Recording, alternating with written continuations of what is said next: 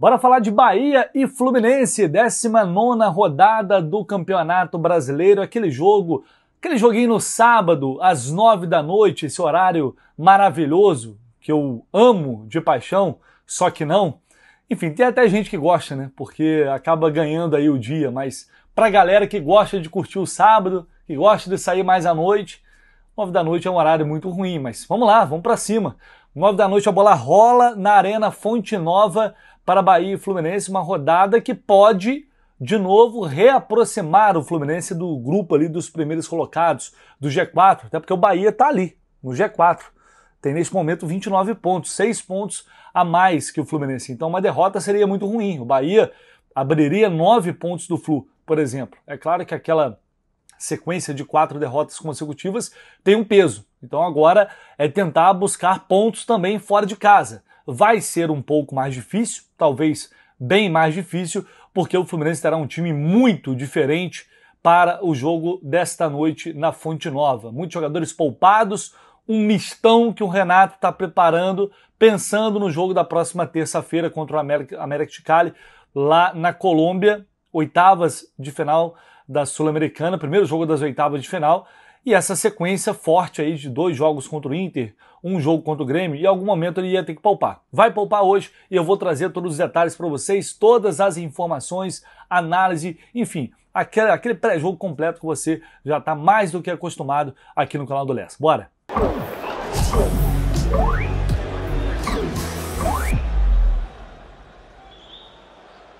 Vou colocar para vocês a tabela do Campeonato Brasileiro aí na tela para a gente analisar aqui um pouquinho o que pode acontecer nesta rodada, passando aqui também os jogos da rodada, né?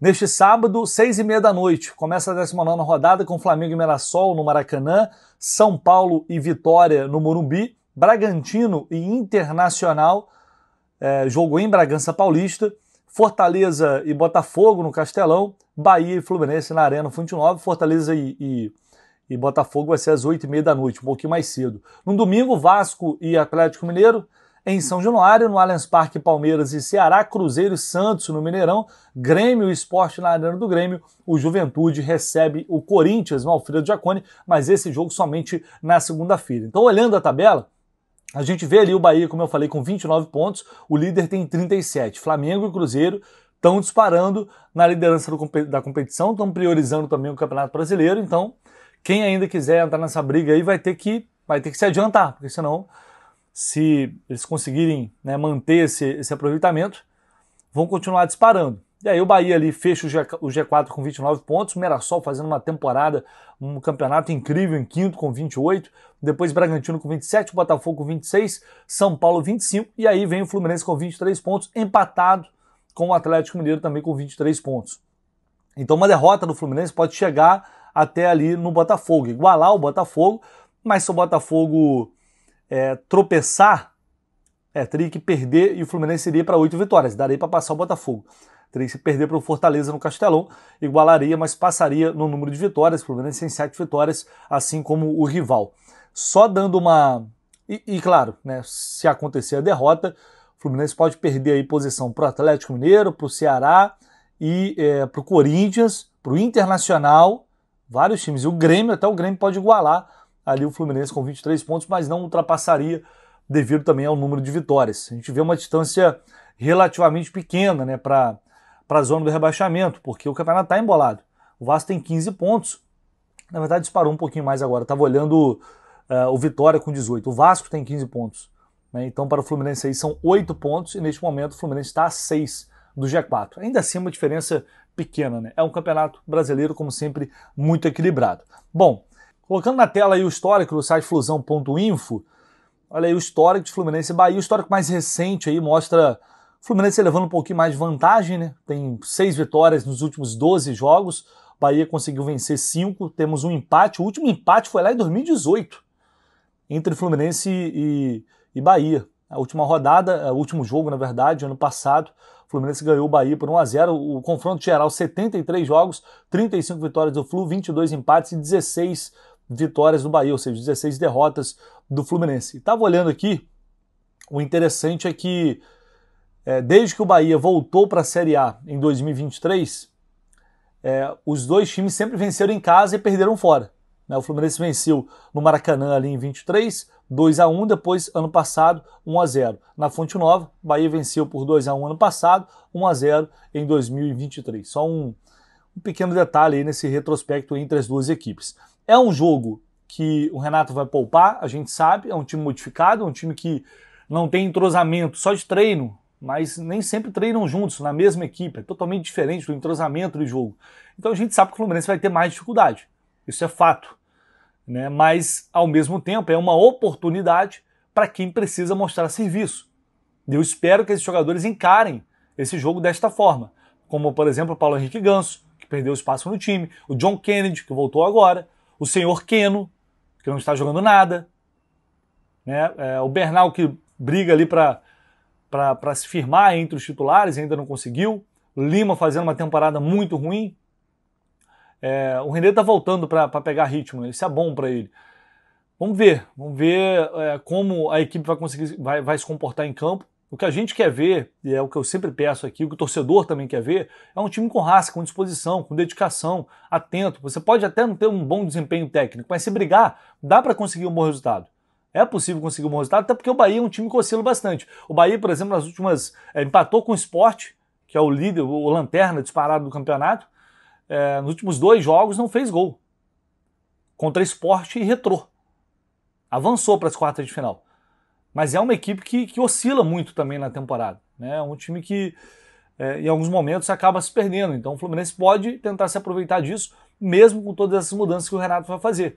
Não dá, eu vou falar aqui, vou sempre reforçar isso, não dá para subestimar o Campeonato Brasileiro. O Fluminense perdeu muitos pontos nessa volta da Copa do Mundo. Tem que começar aos poucos a recuperar agora. Pontuar é sempre importante, até porque não sabemos o que vai acontecer nas competições de mata-mata. Então, estar ali pelo menos perto do pelotão de frente pode dar ao Fluminense, se as coisas não caminharem como a gente imagina, na Sul-Americana, na Copa do Brasil, a possibilidade de no Campeonato Brasileiro ainda brigar por alguma coisa na reta final. Acho que esse tem que ser o objetivo. Não é fácil ter esse equilíbrio, a gente sabe disso. A sequência é realmente pesada, o Renato fala isso, às vezes é repetitivo, é chato, mas realmente é muito difícil. São jogos no intervalo muito curto, pouco tempo de recuperação, e não tem jeito, tem que mexer mesmo em algum momento, tem que dar uma segurada para conseguir ter intensidade e não perder ainda mais jogadores lesionados. É isso que o Renato vai tentar fazer logo mais na Fonte Nova. Tá? A gente vai para a provável escalação do Fluminense agora, para a gente debater ainda é um mistério como vai ser essa escalação, mas ontem à tarde recebi algumas pistas e deu para a gente tentar montar alguma coisa aqui. Tá?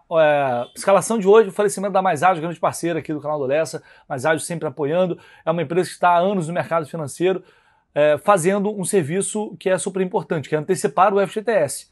Né? Algo que às vezes está precisando de um dinheiro ali emergencial para resolver alguma coisa, alguma pendência aí da tua vida. A Mais Ágil antecipa aquela grana que está lá e que você não consegue mexer. Mas claro, se informe, entenda realmente como é o processo, as taxas envolvidas, para você não se complicar e eventualmente se arrepender depois. Tá? Entre em contato através do link que está aqui embaixo. Bom, como o Renato vai poupar o time, a gente vai tentar aqui decifrar esse Fluminense, mais ou menos, com aquilo que ele pode levar a campo, levando em consideração que ele não vai poupar exatamente reservas que jogam com frequência. Não vai ser um time de garotos. Vai ser de fato ali um misto entre os reservas e titulares que estão voltando. Fábio, eu acho que ele vai manter o Fábio no gol. Acho que ele não vai escalar o Pitaluga e acho que também não vejo necessidade disso. Né? Na lateral direita, o Guga deve começar, senão vai ser o Júlio Fidelis, mas o Guga não é titular absoluto da posição, vem nessa sequência agora porque os dois laterais esquerdos se lesionaram, e no Morumbi o Samuel não jogou, ele jogou na direita também, mas é um cara jovem, é um cara que normalmente não se lesiona muito, então acho que o Renato vai utilizar o Guga ali, sinalizou isso pela direita, ou ele ou o Júlio Fidelis por ali. E aí na zaga, ele tem a opção de escalar o Thiago Santos, acho que é fato que o Thiago Santos joga.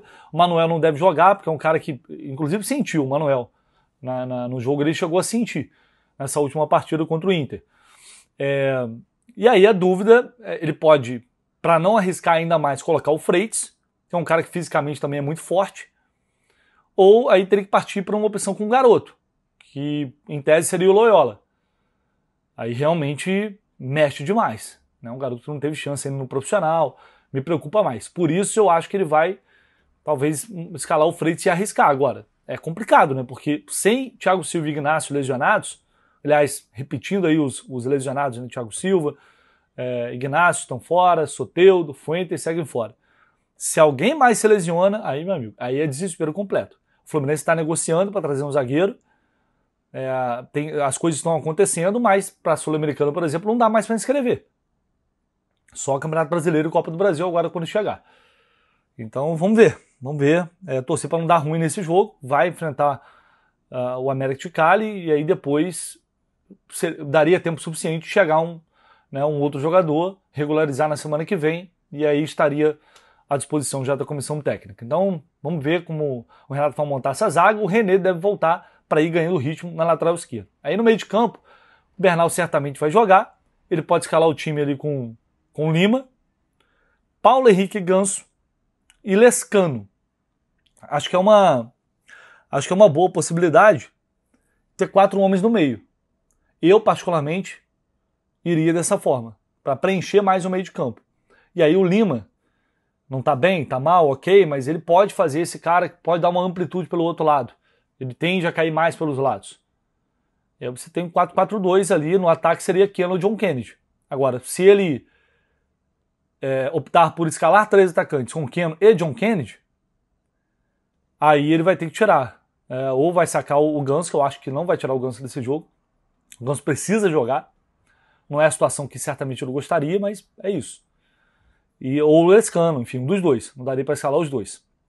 Acho que essa é a possibilidade, talvez seja a principal dúvida aí. Claro, com o Germancano deve começar jogando. Quanto a isso, não tem muito mistério. O Germancano voltando a ter uma oportunidade no time titular. Né?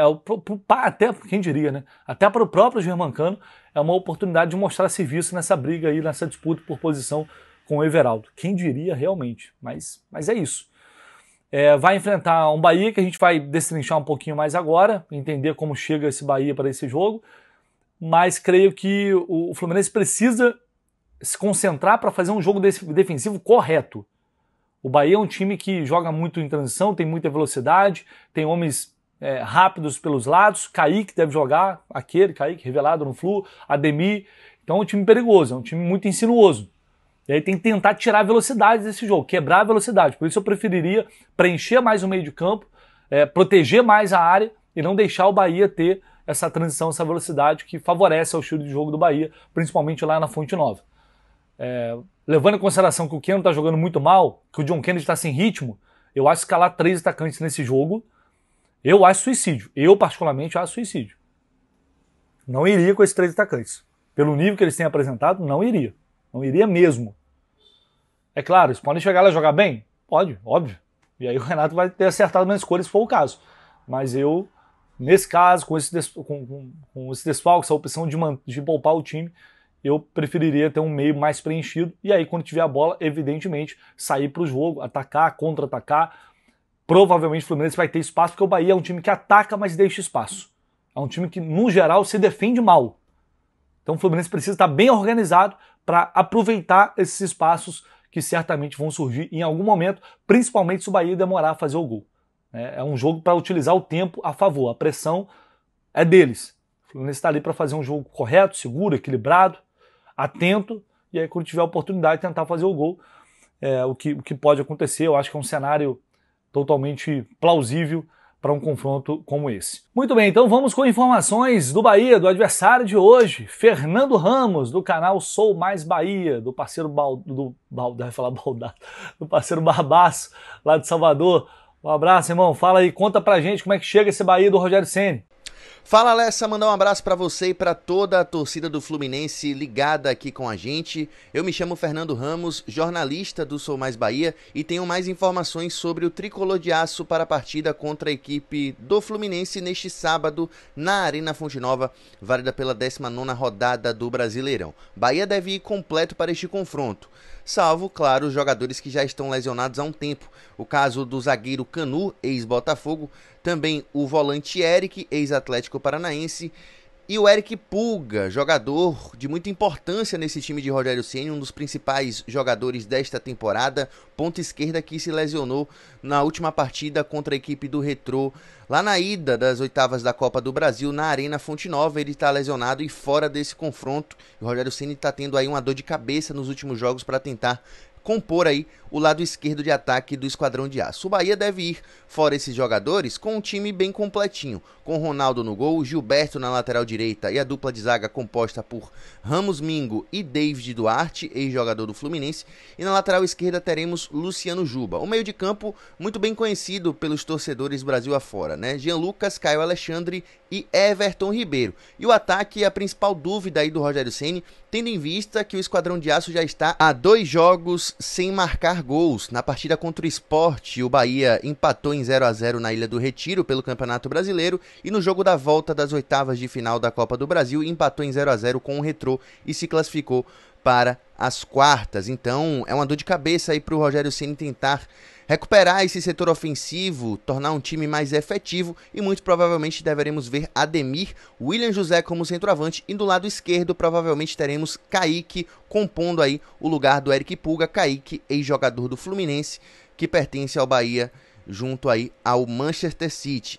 Essas são as notícias do Esquadrão de Aço. A gente fica numa expectativa positiva, hein, Lessa? Até porque o Bahia precisa se garantir nesse G4 do Brasileirão antes do final aí, o final hipotético, né, do primeiro turno do Campeonato Brasileiro. O Bahia tem 2 jogos a menos para poder disputar contra Internacional e Vasco. Internacional na Arena Fonte Nova e Vasco fora de casa, muito provavelmente aí em São Januário. Bahia que já vem em alguns jogos tendo resultados positivos, mas desempenhos aquém, desempenhos abaixo, e a torcida tricolor está um pouco preocupada com a queda de rendimento desse time, tendo em vista a quantidade de jogos que o Bahia tem feito nessa temporada e também os lesionados, né? O elenco do Bahia é um elenco muito enxuto e os jogadores que estão lesionados fazem muita falta, especialmente o Eric Pulga pelo lado esquerdo. O Fluminense, que poderia enfrentar o Bahia na Sul-Americana, acabou que não aconteceu porque o tricolor baiano foi eliminado para o América de Cali, o próximo adversário aí do time carioca na Sula. E, muito provavelmente, pode ser também um adversário do Bahia na Copa do Brasil, até porque Bahia e Fluminense se classificaram para as quartas de final. Essas são as notícias do Esquadrão de Aço. Mandar um abraço para você, Lessie, e para toda a nação tricolor carioca que está aí acompanhando a gente. Tamo junto. Muito bem, valeu, Fernandão. Um abraço, tamo junto, hein, amigo. Até a próxima. Vamos para a arbitragem, para a gente já finalizar nosso pré-jogo. Apita a partida Jefferson Ferreira de Moraes de Goiás. O auxiliar número 1, Bruno Rafael Pires, experiente Bruno Rafael Pires de Goiás, e a Márcia Bezerra Lopes, que é de Rondônia. É o trio, e terá como VAR Emerson de Almeida Ferreira também. Tá? Esse é o trio que vai comandar o jogo de hoje. Esse árbitro só apitou 4 jogos do Fluminense até hoje, na história. O último foi em 2022, que foi a derrota para o Juventude, lá no Jacone. Então esse último jogo dele foi em 2022. Em 21 apitou 2 partidas, Fluminense 1-0 no Sport, Fluminense 2-1 no São Paulo, e 2020 Fluminense 2-0 no Botafogo da Paraíba. Poucos jogos, não tem muito... Não me lembro de uma grande polêmica, pelo menos a princípio não me lembro. Esse é o retrospecto aí do Jefferson Ferreira de Moraes. Jogo com transmissão do Sport TV e do Premier, a partir das 9 da noite a bola rolando, mas estaremos ao vivo, claro, como sempre, 2 horas antes, no Jornada Capital 1902, 7 da noite. Gabriel Amaral estará em Salvador para narrar o jogo. A gente, o restante da equipe aqui do Rio de Janeiro, até porque domingo cedinho, 6 da manhã, estou embarcando rumo a Cali para a gente acompanhar esse primeiro jogo das oitavas diante do América de Cali. Fechou, pessoal? Esperamos vocês mais tarde para mais uma transmissão, se Deus quiser, mais uma vitória do Fluminense. Um abraço, esquece não, deixa o like aí, tá? Seu comentário e se inscreva no canal.